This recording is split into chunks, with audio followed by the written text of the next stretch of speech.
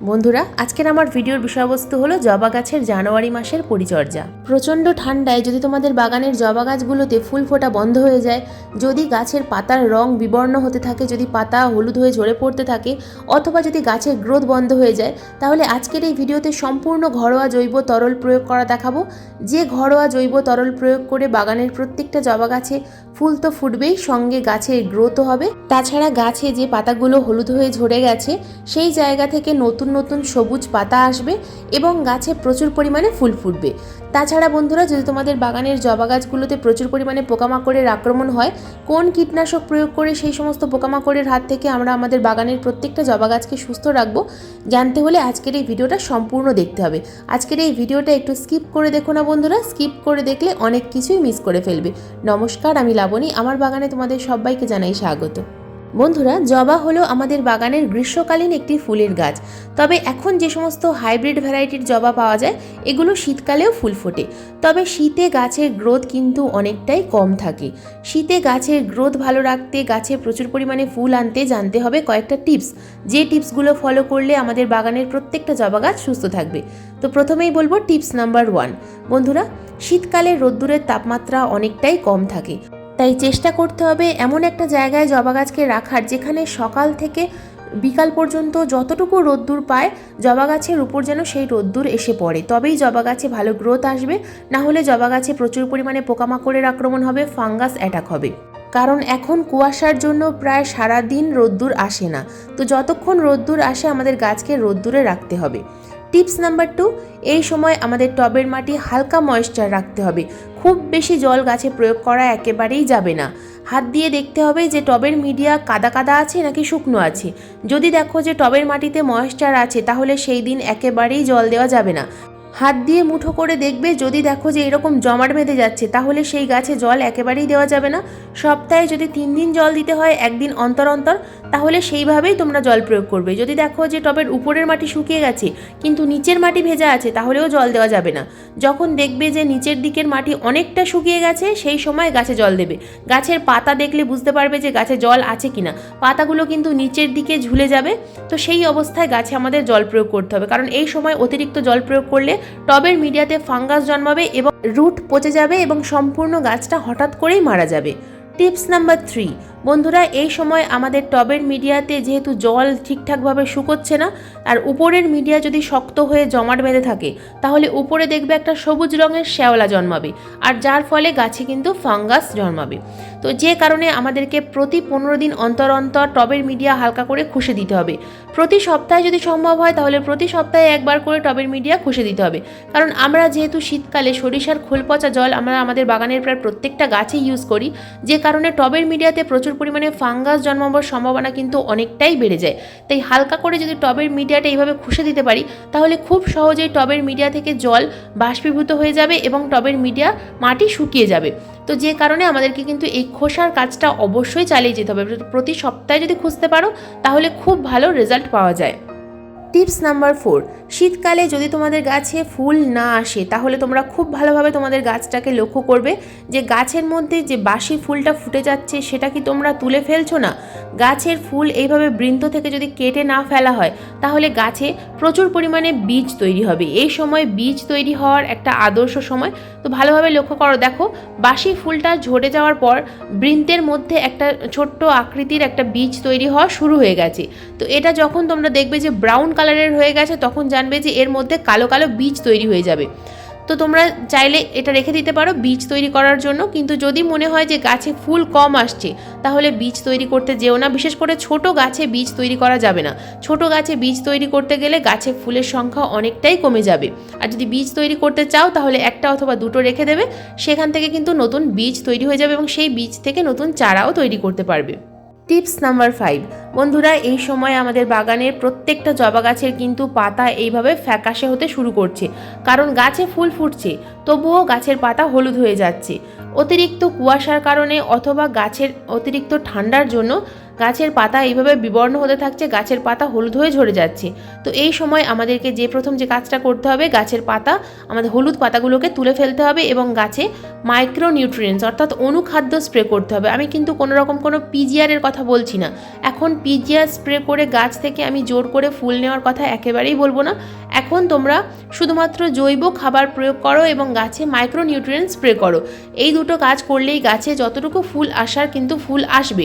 তো মাইক্রোনিউট্রিয়েন্টসের মধ্যে তোমরা যদি রাসায়নিক মাইক্রোনিউট্রিয়েন্টস স্প্রে করতে চাও তাহলে অ্যাগ্রোমিন ম্যাক্স, অ্যাগ্রোমিন গোল্ড, মোবোমিন এই সমস্ত প্রয়োগ করতে পারো। তাছাড়া এখন কিন্তু জৈব মাইক্রোনিউট্রিয়েন্টসের মধ্যে বায়োভিটা এক্স, সাগরিকা এগুলো যেগুলো সিউইড এক্সট্রাক্ট এগুলো তোমরা গাছে স্প্রে করতে পারো, তাহলেও খুব ভালো রেজাল্ট পাওয়া যাবে। 15 দিন অন্তর অন্তর মাইক্রোনিউট্রিয়েন্টস স্প্রে করতে হবে।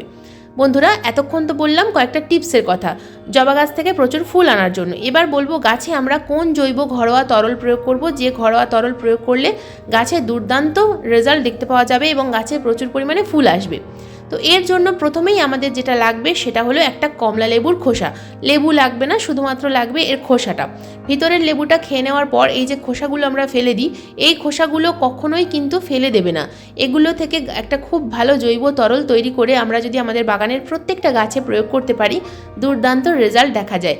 প্রথমেই একটা লেবুর খোসাকে আমি টুকরো টুকরো করে নিয়েছি।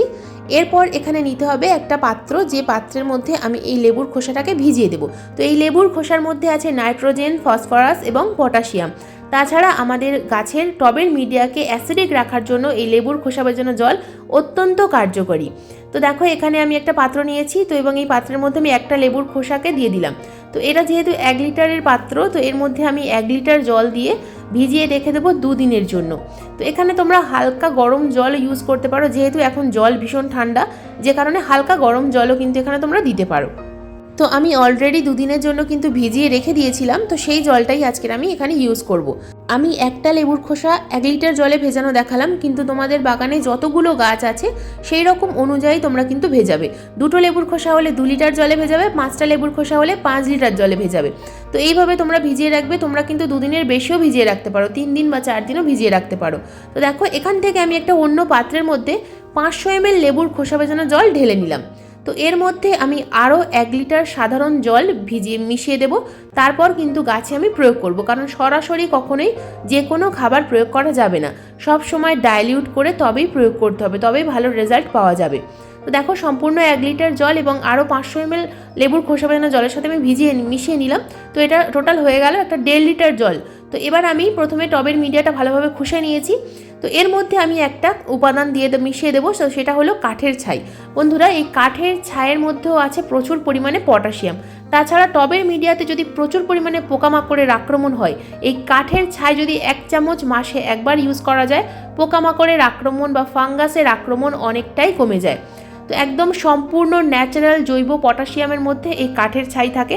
যদি কাঠের ছাই না থাকে সেক্ষেত্রে তোমরা শুকনো কলা পাতার ছাইও এখানে কিন্তু ইউজ করতে পারো। যদি বাগানে কলা গাছ থাকে সেক্ষেত্রে শুকনো কলা পাতা গাছে থাকে, তো সেই শুকনো কলা পাতা পুড়িয়ে নিয়ে সেই ছাই 1 চামচ করে প্রত্যেকটা টবে ইউজ করতে পারবে।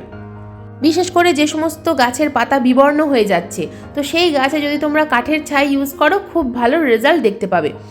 তো এরপর আমি এখানে দেখো ঢেলে দিলাম, এই যে 8 ইঞ্চি টবের মধ্যে দিয়ে দিলাম 500 ml মতো। 400 থেকে 500 ml দিয়ে দিতে হবে। যদি তোমরা অনুষ্ঠান বাড়ির যে গ্লাসগুলো হয় সেই গ্লাস মেপে দিতে চাও সেক্ষেত্রে তোমরা কিন্তু এখানে 2 গ্লাস দিয়ে দেবে। একটা 8 ইঞ্চি টবে 2 গ্লাস দেবে, 10 ইঞ্চি টবে 4 গ্লাস দেবে, আর 6 ইঞ্চি টবের মধ্যে 1 গ্লাস দেবে। তো এইভাবে তোমরা কিন্তু গাছে খাবারটা প্রয়োগ করবে। অতিরিক্ত খাবার দেওয়ার কোনো প্রয়োজন নেই। টবের মিডিয়াটা ভিজে যাবে এবং গাছের শিকড়ে খাবারটা গিয়ে পৌঁছবে, এই রকমভাবেই খাবারটা প্রয়োগ করতে হবে। তো এই তরল খাবার গাছে প্রয়োগ করো, খুব ভালো রেজাল্ট পাবে। এবার আসি পোকামাকড়ের কথায়।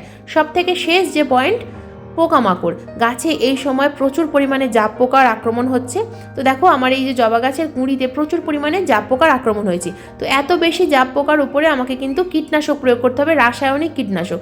তো যেটা আমি প্রয়োগ করি সেটা ইমিডাক্লোরোপিড কম্পোজিশনের কনফিডার। তো তোমরা কিন্তু এখানে যদি তোমাদের পোকামাকড়ের আক্রমণ অনেকটা কম হয় সেক্ষেত্রে তোমরা ঘরোয়া কীটনাশক হিসাবে বেকিং সোডা ইউজ করতে পারো। তাছাড়া আমি অন্যান্য ভিডিওতে কিন্তু বিভিন্ন ধরনের ঘরোয়া কীটনাশক তৈরি করা দেখাই, সেগুলোও তোমরা ইউজ করতে পারো। আর যদি পোকামাকড়ের আক্রমণ খুব বেশি বেড়ে যায় সেক্ষেত্রে কনফিডার ইউজ করবে, খুব ভালো রেজাল্ট পাবে। 15 দিন অন্তর অন্তর কনফিডার 1 লিটার জলে 1 ml মিশিয়ে প্রত্যেকটা গাছে স্প্রে করে দেবে। খুব খুব ভালো রেজাল্ট পাবে। আর যদি তোমরা প্রতি সপ্তাহে নিম তেল স্প্রে করো তাহলে এই পোকামাকড়ের আক্রমণ অনেকটাই কম থাকে। কীটনাশক প্রয়োগ করার পাশাপাশি আমাদেরকে এই সময় আরও একটা যে কাজ করতে হবে, যে কোনো ভালো মানের ফাঙ্গিসাইড গাছে অবশ্যই স্প্রে করতে হবে, কারণ এখন প্রচুর পরিমাণে কুয়াশার আক্রমণ হচ্ছে। যদি প্রচুর কুয়াশা হয় আর গাছে ফাঙ্গাসের আক্রমণও বেড়ে যায় তাহলে গাছকে কিন্তু বাঁচানো সম্ভব হবে না। তাই এই সময় প্রতি সপ্তাহে একবার করে অথবা 15 দিন অন্তর অন্তর ভালো মানের ফাঙ্গিসাইড স্প্রে করার চেষ্টা করবে। এখন যে কাজটা একেবারেই করা যাবে না, কোনো গাছে এখন একেবারেই পিঞ্চিং বা হার্ড প্রুনিং করা যাবে না। হার্ড প্রুনিং বা পিঞ্চিং করার সময় কিন্তু এখন আসেনি। জবা গাছের রিপোর্ট বা হার্ড প্রুনিং করার সময় ফেব্রুয়ারি মাসের 15 তারিখ। তো সেই সময় আমি কিন্তু ভিডিও দিয়ে দেবো, কিভাবে কি করতে হয় সমস্ত কিছু ডিটেলসে দেখিয়ে দেবো। তো আজকের এই ভিডিওটা এই পর্যন্তই। আজকের এই ভিডিও তোমাদের কেমন লাগলো অবশ্যই কমেন্ট করে জানাবে। যদি কোনো প্রশ্ন থাকে অবশ্যই কমেন্ট বক্সে কমেন্ট করবে, আমি যথাযথ উত্তর দেওয়ার চেষ্টা করব। আজকের এই ভিডিওটা ভালো লাগলে একটা লাইক করো, শেয়ার করো, হাইপ করো। চ্যানেলে নতুন বন্ধু হয়ে থাকলে চ্যানেলটাকে সাবস্ক্রাইব করে পাশের বেল আইকনটা প্রেস করে দিও এরকম নিত্য নতুন ভিডিও দেখার জন্য, কারণ এইরকম নিত্য নতুন বাগান সংক্রান্ত ভিডিও প্রতিদিন ঠিক সন্ধ্যা 6টার সময় আপলোড করি। আজকের এই ভিডিওটা সম্পূর্ণ মনোযোগ দিয়ে দেখার জন্য তোমাদের সবাইকে জানাই অসংখ্য অসংখ্য ধন্যবাদ।